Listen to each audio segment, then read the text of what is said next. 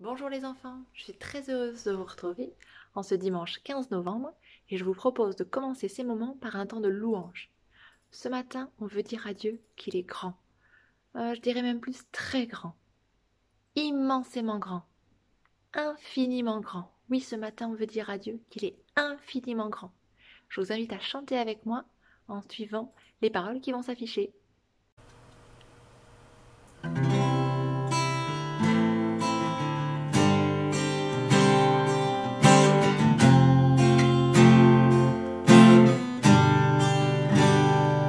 Quand je songe les astres que tu as créés, les océans, les mers, tout me révèle ta majesté. Alors mon âme veut s'écrier de tout mon cœur, je veux chanter. Alors mon âme veut s'écrier de tout mon cœur, je veux chanter. Oh Dieu, tu es infiniment grand, éternel puissant, roi majestueux. Oh Dieu, tu es infiniment grand, éternel puissant, roi majestueux.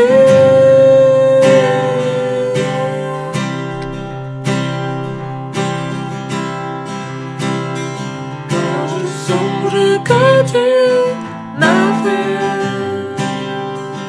que tu t'es révélé à moi,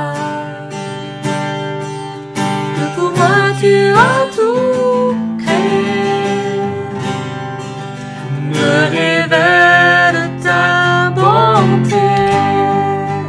Alors mon âme peut s'écrier de tout mon cœur, je veux chanter. Alors mon âme veut s'écrier de tout mon cœur, je veux chanter. Oh Dieu, tu es infiniment grand, éternel puissant, roi majestueux. Oh Dieu, tu es infiniment grand, éternel puissant, roi majestueux.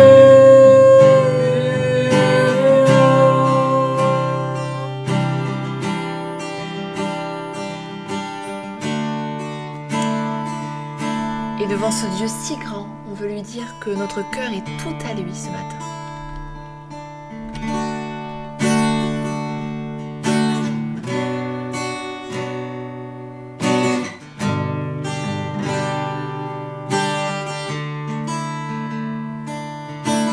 Je te donne mon cœur, il ne m'appartient plus. Ce que j'ai de meilleur, tout est pour toi, Jésus.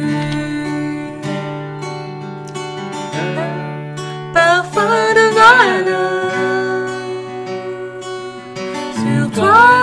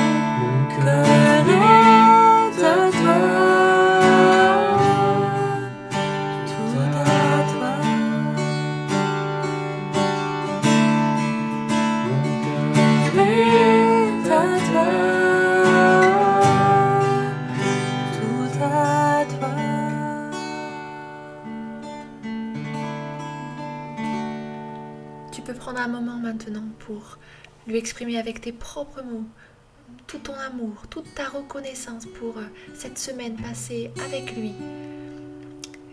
Et que nos cœurs soient bien attentifs à la leçon qui va suivre. Nous voulons vraiment être à l'écoute de notre Dieu.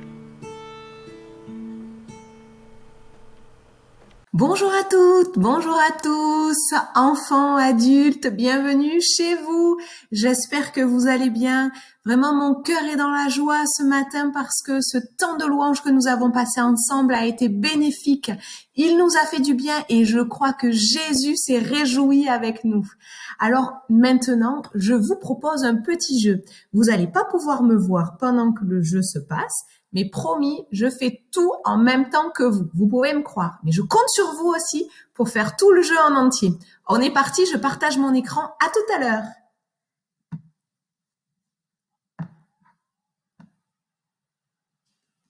Donc, comme je vous le disais, un petit jeu de détente. Alors, je nous invite à nous lever. Voilà, on se détend un petit peu. On est tranquille. Voilà. Allez, on fait un tour sur nous-mêmes. On tourne, on tourne, on tourne. Bravo. Super. Maintenant, tendez les bras devant vous. Tendez, tendez, tendez. Fort, fort, fort, fort, fort. Oh là là là. Ça fait du bien en plus, hein. On s'étire en même temps. Et si on touchait nos oreilles, vous arrivez à toucher les deux en même temps? Voilà. Merci Seigneur, on a 2 oreilles. Moi, j'en ai 2. Je dis merci au Seigneur. Maintenant, on va faire un petit bisou à la personne qui est juste à côté de nous. Peut-être ton petit frère ou ta sœur, ton papa ou ta maman, ou peut-être même un tonton ou une tati. Enfin, on va mettre l'index sur notre bout de nez. Est-ce que tu te souviens lequel c'est l'index? Ça va? Super. Et maintenant, on s'assoit. Ça y est, tout le monde est assis? Super. Eh bien, je tiens à vous dire bravo. Et bravo aussi pour moi, hein, parce que moi aussi j'ai fait les exercices. Pourquoi je vous dis bravo? Parce que ce matin, vous venez d'obéir. Oui, vous avez obéi en fait à des consignes. Vous avez donc été obéissant. Alors, je crois que ces derniers dimanches, vous avez vu avec vos monos des hommes de Dieu, des prophètes. Vous vous souvenez? Vous avez vu qui alors? Essayez de réfléchir. Essayez. Vous avez vu Moïse, oui, Nathan, Amos, Osée. En fait, je crois que tous ces hommes, ils avaient un message de la part de Dieu à donner. Vous êtes d'accord avec moi? Message qui, parfois, n'est pas trop facile à donner. Mais qu'est-ce qu'ils ont fait? Ils ont tous obéi. Alors, ce matin, avec Caroline, eh bien, nous allons vous parler d'un prophète qui, lui, n'a pas obéi. Est-ce que vous voulez savoir qui c'est? Peut-être certains, déjà, vous savez de qui il s'agit. Allez, je vous donne quelques indices. Dans cette histoire, on parle d'une grande ville. Ouais, d'un bateau, d'une énorme tempête. Et bien sûr, l'indice le plus important, un grand poisson. Ben, bravo, vous avez tous trouvé, c'est Jonas. En effet, super. Alors, je vais vous raconter son histoire. Regardons ensemble. Jonas était un homme. C'était un prophète de Dieu. Un jour, Dieu va lui confier une mission, une très grande mission, celle d'aller dans une ville ennemie pour leur annoncer leur destruction s'ils ne demandent pas pardon à Dieu pour tous leurs péchés. Mais Jonas ne veut pas. À ce moment-là, il va commencer à désobéir.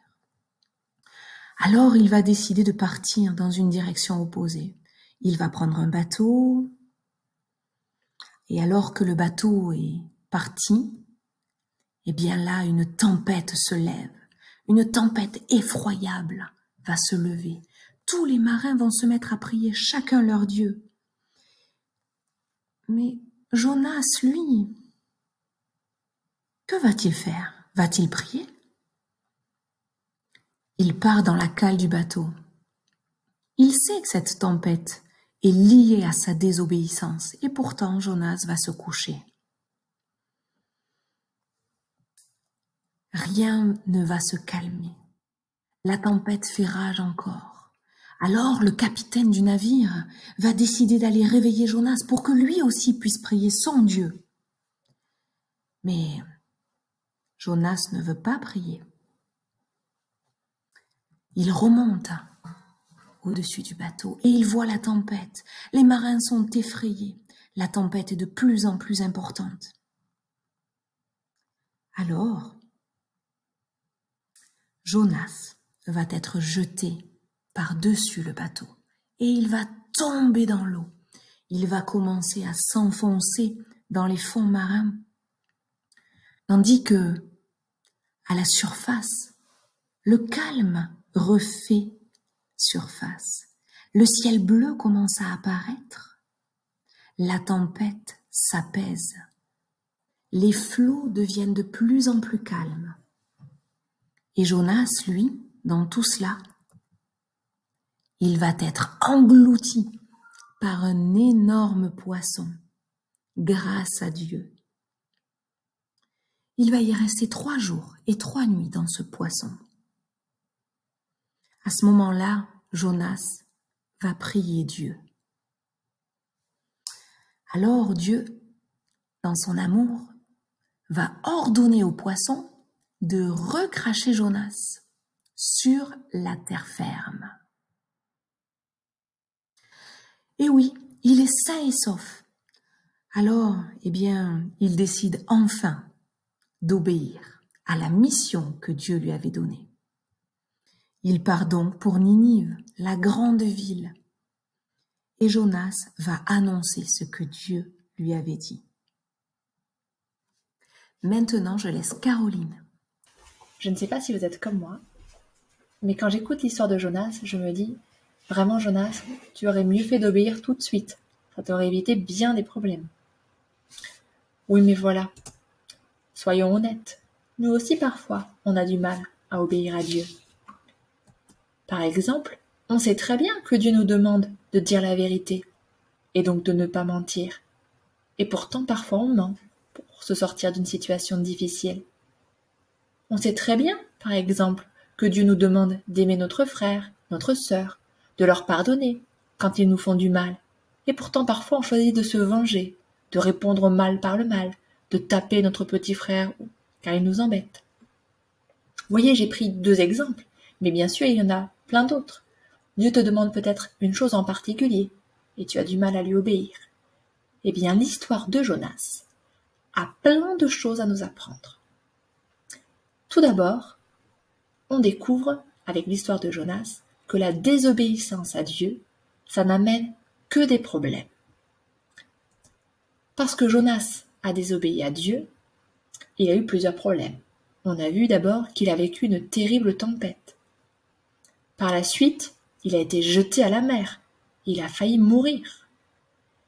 Fort heureusement, Dieu a ordonné à un poisson de l'engloutir pour lui sauver la vie. Mais être dans le ventre du poisson, ça devait être horrible. Le noir, la peur, mais aussi l'odeur. Oh, une odeur de vomi. Non, vraiment. La désobéissance, ça n'amène que des problèmes. Et nous aussi. Quand je désobéis à Dieu, en mentant aux gens qui sont autour de moi, je peux perdre la confiance de ces personnes. Et après, ces personnes auront du mal à me croire. Se disputer constamment avec son frère ou sa sœur, alors que Dieu me demande de rechercher la paix, ce n'est pas sans conséquence. Je voudrais vous raconter un témoignage. Vous voyez cette petite image toute mignonne, cette photo d'un frère et d'une sœur qui ont l'air de bien s'entendre? Eh bien, c'est moi, quand j'étais toute petite, avec mon petit frère. Cette photo, en fait, ne reflète pas vraiment la réalité. On se disputait souvent. Et un jour, on s'est disputé tellement fort qu'on s'est mis tous les deux de chaque côté d'une porte vitrée, et alors que chacun poussait de toutes ses forces, la vitre s'est brisée et mon frère s'est blessé à la main. Je ne me souviens pas de l'objet de notre dispute, mais je me rappelle très bien cette scène parce que j'ai eu très peur quand j'ai vu le sang sur la main de mon frère. Ça aurait pu être encore plus grave. Et tout ça pourquoi? Non, vraiment, désobéir, ça n'amène que des problèmes, mais aussi de la tristesse. On sait au fond de nous que nous avons mal agi, et on se sent vraiment triste et loin de Dieu quand on lui désobéit. Mais je voudrais vous dire que l'histoire de Jonas nous apprend aussi une deuxième leçon. Certes, la désobéissance, ça n'amène que des problèmes, on l'a vu. Mais l'histoire de Jonas nous apprend aussi que Dieu veut nous apprendre et nous aider à obéir. Par exemple, les mauvaises expériences des autres peuvent t'aider à choisir l'obéissance. J'espère que quand vous commencerez une dispute avec votre frère ou votre sœur, vous allez vous rappeler de mon histoire et que ça vous donnera envie de stopper tout de suite la dispute, même si vous êtes persuadé d'avoir raison. L'histoire de Jonas nous montre aussi que Dieu a donné une deuxième chance à Jonas. Dieu a demandé une deuxième fois à Jonas de parler aux habitants de Ninive. Et comme vous l'avez vu, Jonas, cette fois-ci, a obéi. Tu as peut-être désobéi, mais Dieu te donne une deuxième chance. Tu n'es pas condamné à refaire les mêmes erreurs. Au contraire, tu peux choisir d'obéir. Obéir à Dieu, c'est un choix. Et Dieu veut t'aider à faire le bon choix. Tu peux lui demander de l'aide. Je connais une petite fille, par exemple, qui a prié pour ne plus mentir. Et Dieu l'a vraiment aidée. Tu vois, en fait, Dieu veut que tu sois heureux. Et il sait que quand on obéit à Dieu, on est heureux. Dieu te tend la main. Il veut t'aider dans ce qui est difficile pour toi aujourd'hui. Alors je te pose la question, veux-tu choisir d'obéir à Dieu? Fais le bon choix. Voilà pour la fin de ce moment, mais encore deux petites applications à voir ensemble. Donc, le verset, bien entendu, et une petite activité pour vous à faire soit en famille, soit tout seul. Je vous laisse découvrir tout ça avec notre PowerPoint. Waouh, qu'est-ce que c'est que tout ça? Des chiffres, des lettres et des chiffres. Alors simplement pour découvrir le verset du jour, je vous invite à regarder l'alphabet. Chaque lettre correspond à un chiffre et chaque chiffre correspond à une lettre. Alors maintenant, donc le premier, pour vous faire un petit exemple, le chiffre numéro 13 va correspondre à la lettre M. Donc la première lettre à mettre, ça sera le M. Ainsi de suite. Si vous avez des questions, demandez à un adulte qui est avec vous. Aussi, vous pouvez très bien, si vous le souhaitez, aller directement voir le verset dans votre Bible. Voilà pour le verset.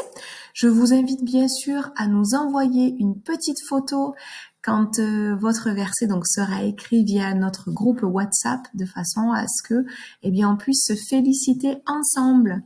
Et ensuite, l'activité, c'est une histoire, mais que se passe-t-il? Il y a des trous, il y a des blancs, vous voyez? Il y a des petits points.